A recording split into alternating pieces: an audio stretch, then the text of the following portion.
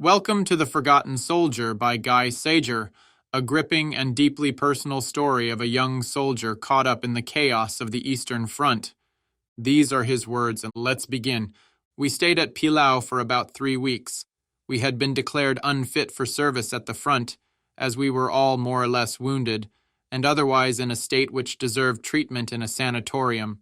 Our liquefied brains were no longer able to grasp what was happening to us or what was asked of us. However, although we were not in a condition to function under fire, this did not mean that we were exempt from service. The staggering flood of refugees which had poured into Pillau did not allow anyone who still had 2 arms and 2 legs to remain idle. Along with others whose wounds were more serious than ours, we were absorbed by the first aid organization which was trying to help the civilians waiting to leave in the face of almost insuperable difficulties. All of these people had lived through a hideous exodus, and the horror of what they had seen was still impressed on their emaciated faces. There was also a swarm of wounded men, soldiers from Königsberg and Krantz, lying about wherever they could. This was often outdoors, in the intense January cold, which sometimes cut short their sufferings. Boats were still putting into Pillau and leaving filled with people. 3/4 of each load was civilian, the rest wounded soldiers. This groaning crowd of men clinging to a last hope of evacuation was divided into 2 categories. The most severely wounded, those whose chances of survival were doubtful, who would at best be hideously mutilated, were not embarked. For them, everything was over. The rest, who might still have some hope of a decent life, were eligible for the boats which, with any luck, would carry them to the west, to that region we still imagined as a zone of relative quiet. For every 1,000 persons embarked, some 3,000 more arrived from the east, swelling the ranks of the mob which had turned to us for help. If the fighting should reach us here, it would be the hell of Memel all over again, only worse. There were many more people here, and the numbers were continuously growing. People were coming in from the south, having crossed the Frisches Haff on anything that would float.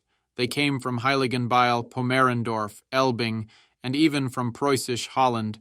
They had been told that at Pillau they might be able to get on a boat. We spoke to several of these wretched people. Almost everyone had lost 1 or 2 relatives on the way, and described in trembling voices scenes like the ones we had witnessed at Memel. We learned from them that the flight toward Danzig had been cut in 2, and that the Russians had reached the Haff at several points. It sounded as if the horror of Memel was duplicated in almost every Prussian coastal town.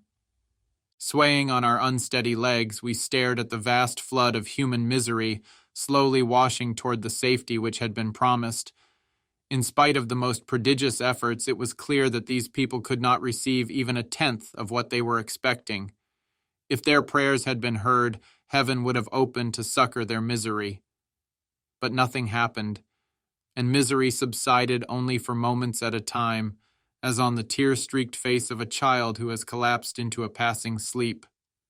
As winter closed in, the thermometer sank toward 5 degrees below zero, only aggravating the plight of the refugees and accelerating the death rate.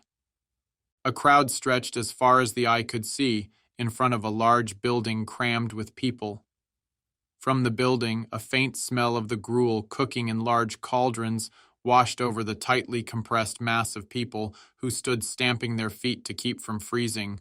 The thudding of their feet against the pavement sounded like a dull roll of muffled drums. The children were the most heart-wringing. Many were lost. When they tired of calling for their mothers, they collapsed into floods of tears which nothing and no one could console. These were the smallest ones, too young to grasp any explanations. Their faces, dabbed with tears which instantly froze, remain one of the most pathetic images of that time. We tried to gather them inside, near the cauldrons, where they might feel some of the heat. We questioned them, hoping for some identifying information we could broadcast over loudspeakers, but they could only reply with tears and sobs.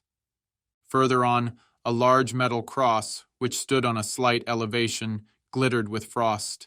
It looked like a huge sword thrust into the breast of catastrophe. Another part of the crowd had collected here to listen to the prayers and encouragement of a priest. The cold grew so intense that the Frisches Hof froze, creating new difficulties for the boats still coming into Pillau. Despite the desperate consequences of such cold, the fact was put to use.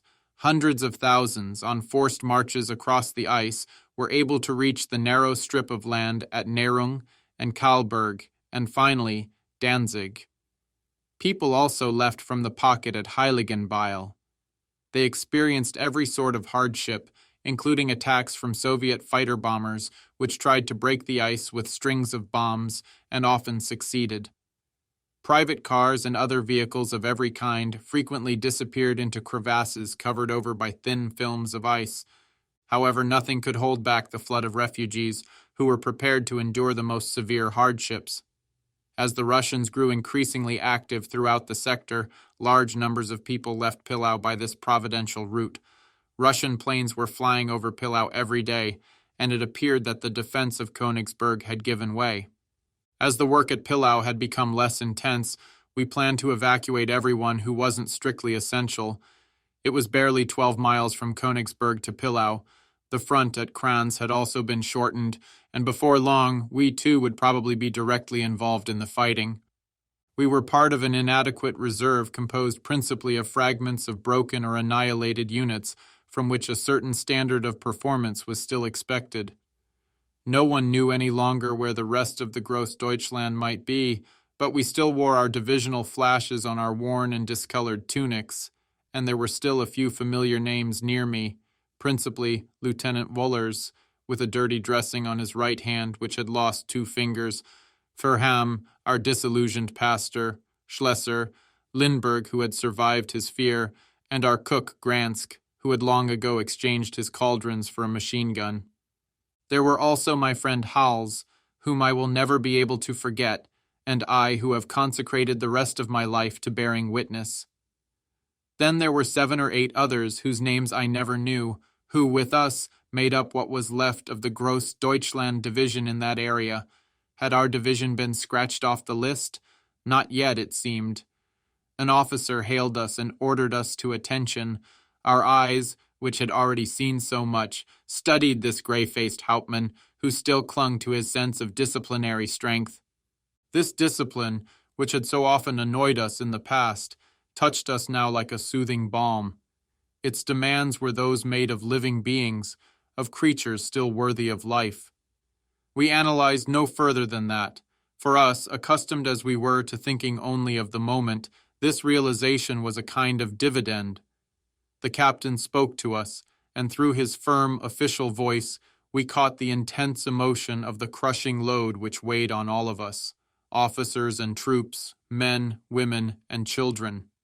The time of boasting and gratuitous bullying was so far behind us that no attitude incompatible with the gravity of the circumstances was possible.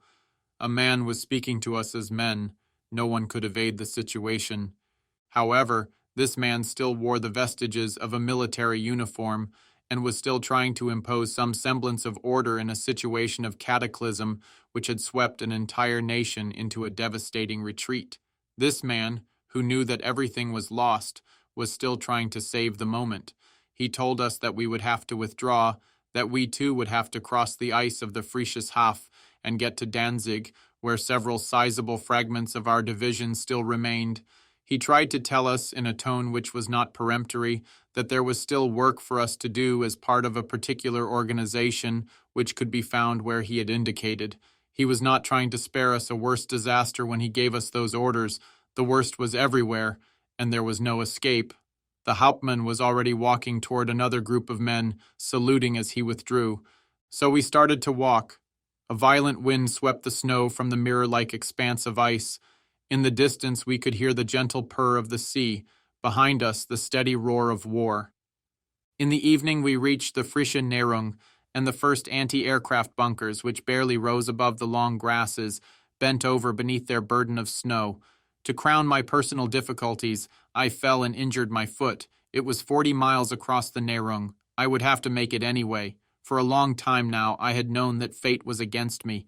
I found a broken broomstick to use as a crutch. So many people had suffered and died in this place that my minor discomfort seemed almost indecently trivial.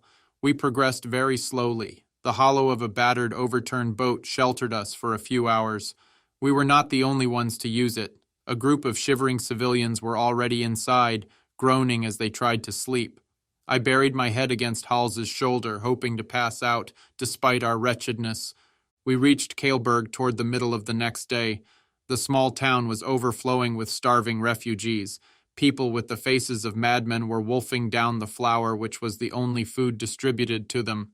Cans of condensed milk were reserved for the children. Soldiers also had to stand in interminable lines to receive finally 2 handfuls of flour apiece and a cup of hot water infused with a minute portion of tea.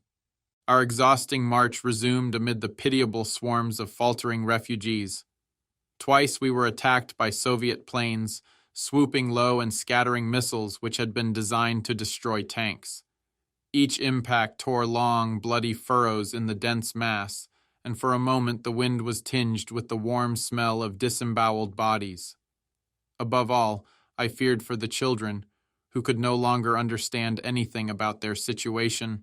They didn't know that the planes were enemy aircraft, or how urgently they were faced with cold and hunger. Everything was a misery for them, and each step a trap.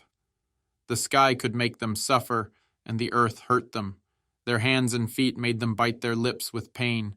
They were lost in a state of constant fear, which was justified by a world of horror which never let them forget their pitiable weakness. They stared about them with unseeing eyes at their swollen hands, which they wished were no longer attached to their bodies, at the people around them, who should no longer exist, and at the frozen grasses trembling in the wind, which they would never again enjoy as part of an innocent game. I feared for these children who were being punished before they had committed any crime, for whom the idea of existence would become synonymous with vengeance. I could do nothing but watch this tragic procession. Even my life would be no help to them. I was not a redeeming Christ, and in any case I had discovered very good reasons for dying. We reached Danzig 3 days after crossing the ice of the Frisian Haff. Everything was calm in the city, despite the tragic spectacle of hundreds of thousands of refugees. The war was to the south of us, so that we even escaped its noise, although frequent air raids struck at the heart of the crowded city. Danzig had become the terminal point of the Prussian exodus, and although huge crowds were living day and night without shelter, there was nonetheless a substantial and organized effort to help them. It was still possible to leave for the west by rail, and the port was still open to maritime traffic. We waited down by the docks in a dense mass of vagabonds. Vollers went to a center which should have been able to give us some information about reintegrating with our group. He waited for several hours under its flattened glass roof. I myself was in no hurry to move on, as the stiff folds of my boot pressed painfully against my swollen ankle. A large ship had come into Neufahrwasser, and the crowd had flowed toward the pier. The ship had not yet cast off its mooring lines, and everyone would have to wait for several hours before they were loosed again, but in Danzig then, time counted for nothing. Each aim was stubbornly pursued, even at the cost of maximum patience, endurance, and suffering. As always, there were children, with their small faces twisted by emotion, staring and hating without comprehension and without looking for any explanations. When sleep overwhelmed them, they slept where they were without any release from trouble. I, immobilized by exhaustion and by my sense of solitude, tried to see no more than the seagulls did as they flew overhead, seemingly part of another world. For 2 days now, we had been waiting for some information or some instructions under the shattered glass structure of the station.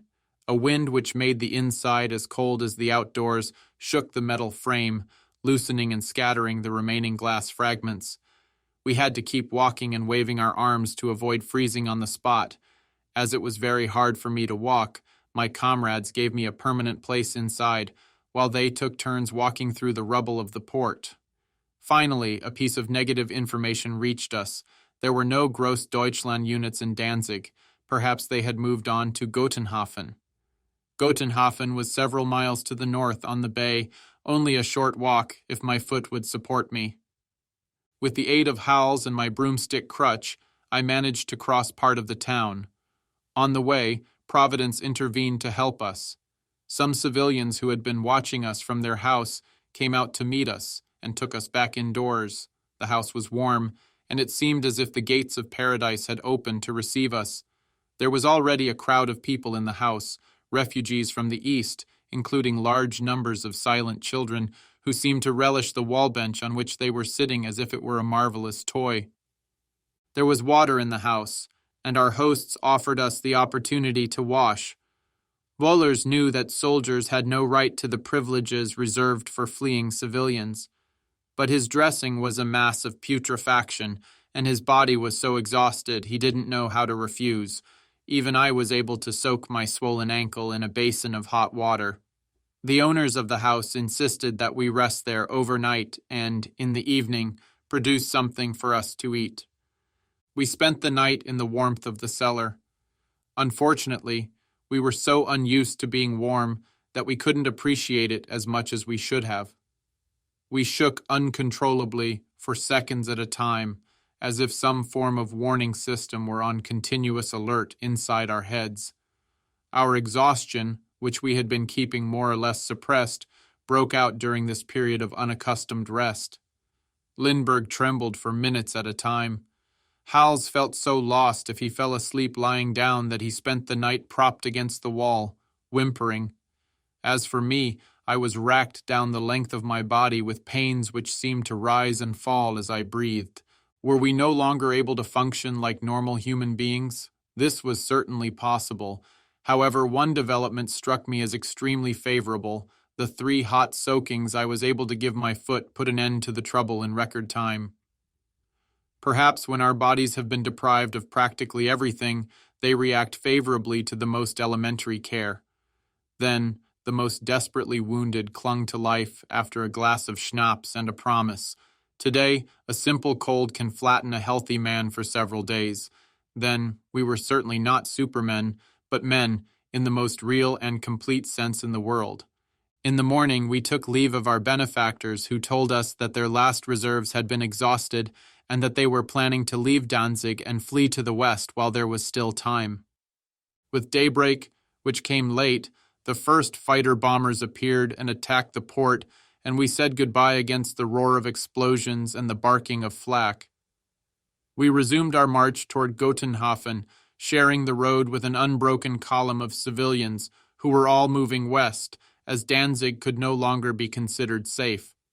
Others were moving north, following the coast to Hela, a port opposite Gotenhofen, which was used almost as heavily as Danzig. Gotenhofen, about a month before its destruction, was a collection point for wounded men, who were then sent on to villages and hamlets inland. Others passed through it to continue on the next lap of their miserable route, as always on foot. Hela was the next stop, some 30 miles beyond Gotenhofen. We questioned the groups of soldiers we met along the way. No one knew anything or had seen any trace of our unit. Someone suggested the assembly center, but when we got there, we hesitated to ask any questions of the harried officials who had been overtaken by the course of events. A rumor was circulating through the throng of refugees. A large ship had been sunk a few days earlier, almost certainly after a torpedo attack. It had been crammed with refugees, relieved to be escaping to a region of greater security. It was easy to imagine the horror of the scene in the black and icy night. The news of this disaster had been officially withheld, but had nonetheless penetrated to the anxious mob, for whom the sea route was the last hope of escape. The ship in question was thought to be the Wilhelm Gustloff. We had still been unable to obtain any information about our unit. Finally, we were reincorporated in a defense battalion which, with civilian aid, was constructing a line of defense to the west of Zapot. We dug in some 20 miles inland. I had no idea where the enemy was, but it seemed to me that the positions we were organizing faced the wrong way. The anti-tank and anti-aircraft guns pointed west and southwest, the only directions in which retreat was possible. I couldn't understand it, but that made no difference. It wasn't the first time, and others were undoubtedly thinking for us. Aside from the problem of civilian refugees overflowing from every farmhouse and outbuilding, life was much easier here. The Prussian farmers continued to function with order and discipline, despite the anxiety which visibly marked their faces. The future looked dark, and the miracle which yesterday might have saved them now seemed much less possible. Despite orders to avoid despair and panic, and despite an effort to continue life as usual in the rush of the exodus, these people were quietly and surreptitiously beginning to liquidate their stocks, rather than lose them to the enemy. Many cattle were slaughtered for food, which later proved to have been wisely done. A short time after that, cattle were collapsing and dying by the hundreds on the frozen soil. Despite the hard work and the endless watches and patrols, we regained some of our strength on a diet which was no longer tightly rationed. Meat had the greatest effect on our physical wretchedness, and we absorbed it, as the war absorbed everything, with maximum determination. Gransk had returned to his old job. With the help of civilian volunteers, he set up a huge kitchen in an open shed. 2 trucks shuttled between Sopot, Gotenhofen, and Danzig. Ammunition for the front was organized here and transported in small loads. With the exception of a few air raids, life went on in a state of striking calm, which seemed incompatible with the gravity of the hour.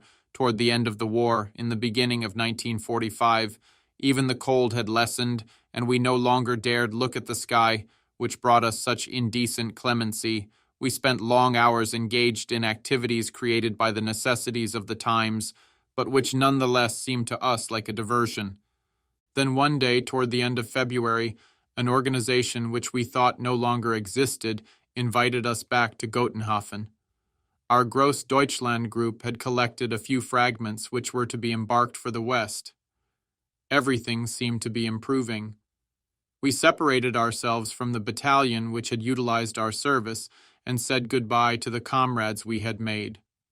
Gransk left the kitchen he had organized so efficiently with regret. This break, however, saved us from the horrible ordeal in which that battalion was practically destroyed. Heaven, which had so often overwhelmed us, spared us this time. Russian tanks moved in from the west, and a storm of fire of unequaled violence broke over the positions we had so judiciously arranged. Our men took the first blow, but were soon swept aside. The Russians suffered frightful losses, but as we had learned, this made little difference to them. From Gotenhofen, where we were waiting for orders, the roar of the war rang louder than ever. Russian infiltration had penetrated to within 6 miles of the city, and our retreating troops were engaged in fierce fighting. Through the rain of shells which cut them down, the fleeing civilians entrenched in the countryside moved back toward town. Large German battleships were firing from the sea at advanced Soviet positions. The ground trembled and shook, and any window panes still in place fell out. We were trying to impose some sort of order on the swarm of terrified civilians who wished to embark for Hela. Retreating troops were also arriving in the city, which indicated that we could no longer count on our barrage. The town was gripped once again by frantic panic, and the civilians making their way to the port completed the paralysis of the order which had been maintained until then only with the greatest of difficulty. Although we all had evacuation papers, we were rounded up once again and sent to Sopot to fill a gap in the line. We left Gotenhofen, where despair had assumed a pitch of delirious intensity. With dry mouths and rage in our hearts, we climbed into the civilian cars which were to take us to our new Golgotha. Through the windows, which we kept shut against the cold, we watched the sky, where flights of fighter bombers buzzed like enraged wasps. At Brossel, we left our cars to plunge directly into the rubble. The town rang to the sounds of an exploding universe. The Russians were attacking everything that moved with rockets and bombs, and their planes came over so low we could almost see the grins on the pilots' faces. When they had gone, we moved back to our rickety cars and started off again through the flying dust. The road was strewn with rubble, and several times we had to dig our way through. We also had to skirt the enormous shell holes into which we otherwise would have disappeared entirely. Our journey ended when we were dumped, with our Panzerfausts, at the edge of a small village. We could hear the big guns some 10 minutes to the south. We ran toward a leafless hedge with a sidecar pulled up beside it. We thought we might receive some instructions, but we arrived too late. Both occupants of the sidecar had been shot. The driver had collapsed over the handlebars, with his back reduced to a bloody pulp. The other man appeared to be asleep, but he too was dead. The bursts sounded closer each time. We had never imagined that the Russians were so close. Where were the rest of our men? Then we caught sight of them. We climbed over a garden hedge and came out onto a smooth piece of ground which sloped up to the horizon, some 200 yards beyond and above us. Continuous trails of smoke marked the discharge of big guns and the impacts of their shells, and the gray sky was lit by flashes of white light. We had to reach that high ground, whatever the cost, and we all had our passports for the West in our pockets. I knew very well what kind of curse lay behind the closed faces of each of my companions. As if the malevolence of the situation were drawing us on, we completed our progress with a series of carp-like leaps which were unknown to any system of physical training. 3 German half-tracks, which had been resuscitated from some unit, were pointing their anti-aircraft guns at some 20 motionless Soviet tanks waiting on the brown and white ground. Soldiers crusted with mud crouched in shallow, hastily dug holes, pointing various anti-tank weapons at the monsters which kept their distance. We had barely taken our places when a new salvo came over, first the bursts and then a thick fog of smoke rolling toward us, level with the ground. We could hear cries and moans from our positions. The half-tracks, which were more sheltered, were also firing, and all further speech was blotted out. The Russian tanks, which still did not move, began to fire too. Some of them seemed to be paralyzed, and the smoke leaking from their entrails mixed with smoke produced by our side, which a generous wind was blowing toward the enemy. Then an inhuman order sent us forward. As the tanks were not rolling toward our Panzerfausts, we had to go out to meet them. In a series of miraculous leaps, we moved forward for several yards through bursts of machine gun fire which felled several of my companions. Our fear reached grandiose proportions, and urine poured down our legs. Our fear was so great that we lost all thought of controlling ourselves. We drew still closer, tearing convulsively at our faces after each leap. The tanks were unaccompanied, and their myopia made their aim uncertain. One of them was burning, some 60 yards from a hole into which 6 of us had crowded. Then some of my comrades moved out. I stared after them with enormous eyes as they mocked their imminent deaths. 3 tanks were moving toward us. If they rolled over the mound which protected us, the war would end for us in less than a minute. I can still see those tanks, blotting out everything else. I can also see the metal plaque and the nose of my first Panzerfaust and my hand, stiff with fear, on the firing button. As they rolled toward us, the earth against which my body was pressed transmitted their vibrations, while my nerves, tightened to the breaking point, seemed to shrill with an ear-splitting whistle. Once again, I understood that one could wear out one's life in a few seconds.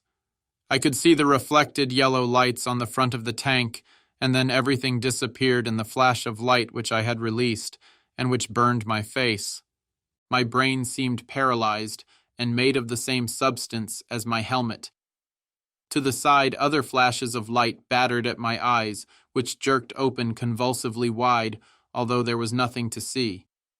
Everything was simultaneously luminous and blurred. Then a second tank in the middle distance was outlined by a glow of flame. It had not been able to take the 3 projectiles we had lobbed toward it with a considerable degree of precision. Our fingers clutched feverishly at the launching tube, which jutted against the sky somewhat to the left of the burning tank. We could hear the noise of a 3rd tank crossing a hillock just beyond our position. It had accelerated and was no more than 30 yards from us when I grabbed my last Panzerfaust. One of my comrades had already fired, and I was temporarily blinded. I stiffened my powers of vision and regained my sight to see a multitude of rollers caked with mud churning past in a dull roar of sound some 5 or 6 yards from us. An inhuman cry of terror rose from our helpless throats. The tank withdrew into the noise of battle and finally disappeared in a volcanic eruption which lifted it from the ground in a thick cloud of smoke. Our wildly staring eyes tried to fix on something solid, but could find nothing except smoke and flame. As there were no more tanks, our madness thrust us from our refuge, toward the fire whose brilliance tortured our eyes. The noise of the tanks was growing fainter. The Russians were backing away from the stubbornness which the devil seemed to have instilled in us. We collapsed onto the icy ground, whose touch seemed gentle to our exhausted bodies. The first 3 attacking tanks had been destroyed. The others, from each of which we pulled a wounded man, had been stopped. The rest had no longer wished to expose themselves to our desperate resistance. They would undoubtedly reappear in greater numbers, with the support of planes or artillery, and our despairing frenzy would count for nothing. We were still fighting, and although the disproportion of our strength relative to the enemies left us with no hope, our struggle was not in vain, because it allowed a host of civilians to escape. During a sleepless night, other German troops joined us. We re-established our positions and laid down a minefield, which a fresh delivery of supplies from Danzig made possible. The mines were a powerful support for our defense, but unfortunately they were effective only once, and the Russians would certainly give the ground a preliminary going over with a heavy bombardment. For 3 days, the Russians had been launching intensive attacks toward the bay, attempting to cut off Danzig from Gotenhafen. Verham had been seriously wounded, and once again, we had been forced to give up some ground. This time, we had the invaluable support of naval artillery. If the Russians had not been there with such vast quantities of men and materiel, they would probably have been obliged to withdraw. The remainder of our forces was concentrated on a small piece of territory. The Russians were using planes against us, and it was above all their air power which overwhelmed us in the end. As we stared toward the horizon, we could see that the slightest projection had been eliminated. The territory, in which even 6 months ago life must have had a certain regularity and sweetness, was now experiencing an apocalypse. It was no longer possible to move during the day. The sky was constantly filled with Russian planes, which, despite the heavy opposition of our anti-aircraft defenses, always returned in constantly increasing numbers. Our defenses, moreover, were continuously weakening as the evacuation of troops began. We were among the first to return to Gotenhafen, where certain sections of the city were already the scene of fierce combat. Within a few days, the appearance of the town had entirely changed. There were ruins everywhere, and a strong smell of gas and burning filled the air. The wide street which led down to the docks no longer had any definition. The wreckage of the buildings which had once lined it was crumbled right across the roadbed, obstructing all passage. Along with thousands of others, we were put to work clearing away the rubble so that trucks filled with civilians could get down to the harbor. Every 5 or 10 minutes, planes came over and we had to freeze where we were. The street was strafed and burned 20 or 30 times a day. Only our memories of Belgorod and Memel kept us from killing ourselves. We were no longer counting our dead and wounded, as almost no one was entirely unhurt. Heavily laden horses, which must have been spared by supply, pulled a continuous train of sledges loaded with bodies wrapped in sacking or even paper. They had to be collected and buried with a speed that rivaled the Ilyushin's machine guns. Exhausted people stood stunned and motionless on heaps of ruins, creating magnificent targets for Russian planes. As a finishing touch, the horizon to the west and southwest was reddish-black. House-to-house fighting had already begun in the outlying sections of the town, while thousands of civilians still waited down by the docks. From time to time, Russian shells reached as far as the embarkation area and exploded there. We were trying to snatch a short rest in a cellar where a doctor was delivering a child. The cellar was vaulted and lit by a few hastily rigged lanterns. If the birth of a child is usually a joyful event, this particular birth only seemed to add to the general tragedy. The mother's screams no longer had any meaning in a world made of screams, and the wailing child seemed to regret the beginning of its life. Once again there was streaming blood, like the blood in the streets and on the earth, where we had known so much suffering, and where my appreciation of existence was continually spiraling down toward the abyss whose depths I occasionally glimpsed, defining life as a mixture of blood, suffering, and groans of pain. A short while later, after a last look at the newborn child, whose tiny cries sounded like a tinkle of delicate glass through the roar of war, we returned to the flaming street. For the child's sake, we hoped he would die before he turned 20. 20 is the age of ingratitude. It is too hard to be leaving life at the moment when one so much longs for it to flower. We helped some old people, whom younger ones had left to the mercy of the Soviets. In the darkness, lit up by flames, we once again performed our duty. We supported and carried the old people down to the port, where a boat was waiting for them. Planes passed over, and in spite of the blazing fires which lined the street, they once again scattered their load of death. They killed some 15 of our number. We had tried to pull the victims down with us on our several rapid plunges to the ground, but the old people were unable to follow us. It did not matter, though, as we saved a good many of them anyhow, finally hoisting them onto a trawler, after getting them through the thickly packed crowd. The boat had to slip its lines while loading to escape an aerial attack.